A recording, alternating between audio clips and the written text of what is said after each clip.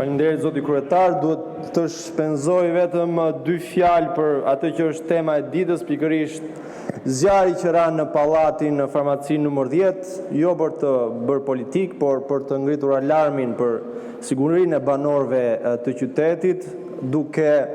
propozuar 2 hapa të domosdoshme të menjëhershëm që duhet të ndërmeren. I pari, ngritja e një komisionit pavarur ekspertësh të cilët jo vetëm do shqyrtojnë çështjen në fjalë dhe do analizojnë materialet e përdorura, por në radhë parë duhet të monitorojnë dhe të vëzhgojnë gjitha ato objekte inxhinierike që kanë përdorur të njëjtin material dhe më pas të zotohet bashkëpunëtari i tyre i heshtur Edi Rama që t'i detyrojë investitorët që t'i ndryshojnë këto fasada me paratë e tyre pra. E para kjo dhe e dyta, duhet që njërën parë të miratohen dhe të përcaktojnë kushtet teknike të projektimit dhe të zbatimit të përditësuara. Kushtet aktuale teknike që interesojnë industrisë ndërtimit janë kushtet e vitit 78. Ndërkohë që duhet njërën parë të zbatohen ato që njihen si Eurokode, pra kushtet teknike që përdoren në mbar Europën, me nënshkrimin e marrëveshjes së stabilizimit asociimit të vitit 2009 mos gaboj, një ndër kriteret është pikërisht aplikimi i Eurokodeve, dhe të jeni të bindur se për aq kohë sa nuk zbatohen Eurokodet, do vazhdojmë të flasim për rrugë që shemben, për urra që i merr lumi dhe për pallate që i zë flaka dhe që përgjegjësia s'është e askujt. Tani sa i përket projektligjit në fjalë. Padyshim që kontributi i qeverisë gjermane me investime në vendin tonë është mjaft i rëndësishëm dhe për këtë duhet të jemi mirënjohës, ashtu siç bëhet fjalë edhe për këtë projektligj. Megjithatë, s'duhet të harrojmë për asnjë moment se çfarë u desh që Vjosa të kthehej në park kombëtar. U desh mobilizimi shumë vjeçar i 10 aktivistëve të kauzave mjedisore, i organizatave ndërkombëtare mjedisore dhe komuniteteve shkencore, u deshën shumë protesta të organizuara dhe të injoruara nga qeveria juaj, deri te përfshirja e Leonardo DiCaprios, i cili vështirë se do ta vizitojë ndonjëherë Vjosën, por që fjalën e vet e tha në mënyrë që ajo të kthej në park kombëtar. Prandaj shqiptarët që sot dëgjojnë deklaratat tuaja pompoze se Vjosa është park kombëtar dhe se për menaxhimin e saj ju përthithni grante nga Gjermania, nuk duhet të harrojnë përpjekjen e gjithë atyre që u përballën me pushtetin tuaj që të vinim në këtë ditë. Jo vetëm kaq, por nuk duhet të harrojmë batërdin që keni bërë me gjithë lumenjt e këtij vendi.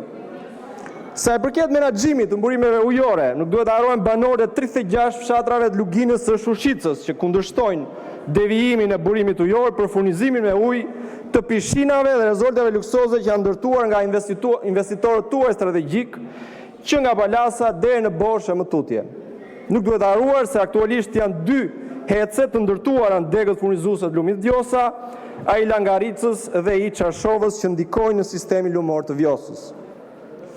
Ju s'keni lënë leje koncesionare pa dhënë. Dhe kur them ju, të gjithë ju, jo thjesht për lumenjt, por për çdo porrua që rrjedh nga mali,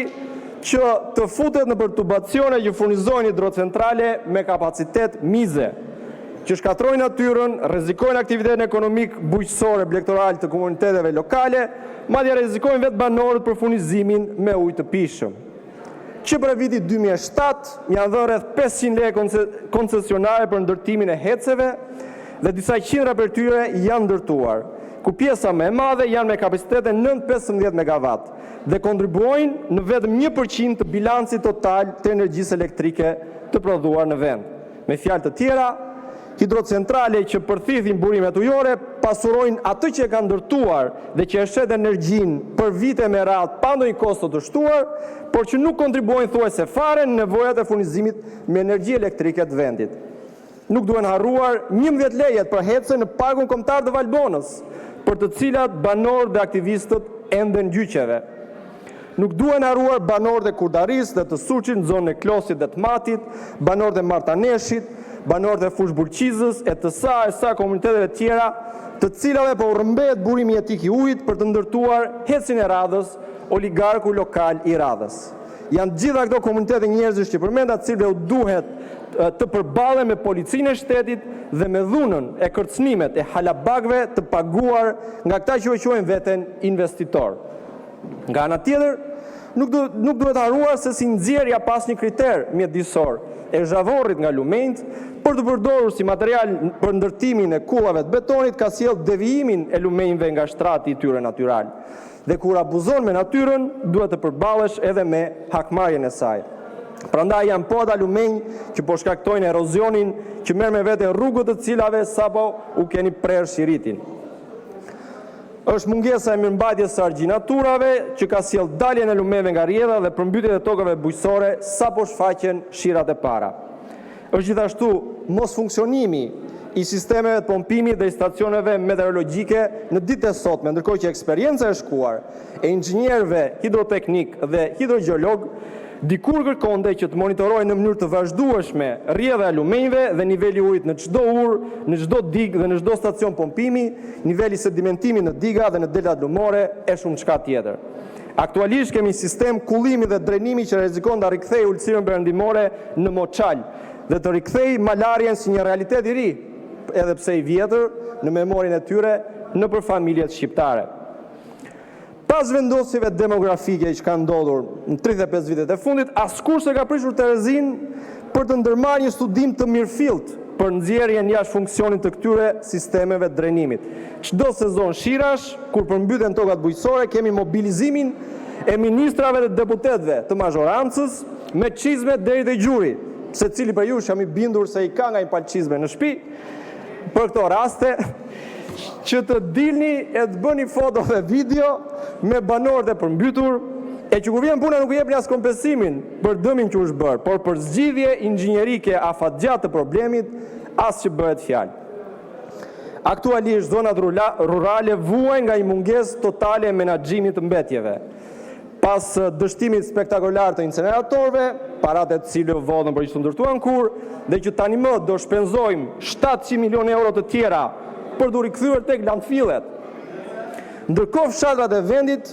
mjafton të dilni një shëtitje nëpër rrethinat rrotull Tiranës dhe të jeni të sigurt se kudo që